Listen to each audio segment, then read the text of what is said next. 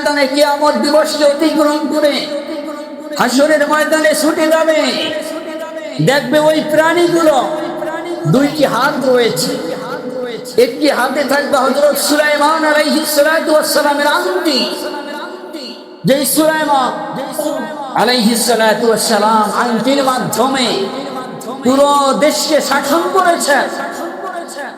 অন্য হাতে থাকবে মূসা কালিমুল্লাহ আলাইহিস সালাতু ওয়াস সালামের যে লাঠি মোবারক, যেই লাঠি ধারা, যেই গরম ধারা, যে তিনি ফিরাউনকে শাসন করেছেন। দুই হাতে দুইটা জিনিস থাকবে। তখন মানুষ প্রশ্ন করছেন, ইয়া রাসূলুল্লাহ, আসলে দুই হাতে দুইটা জিনিস থাকবে, কোনটা মুসলমান, কোনটা বেদুই, কোনটা কাফের, তাদেরকে মানুষ কেমনে চিনবে?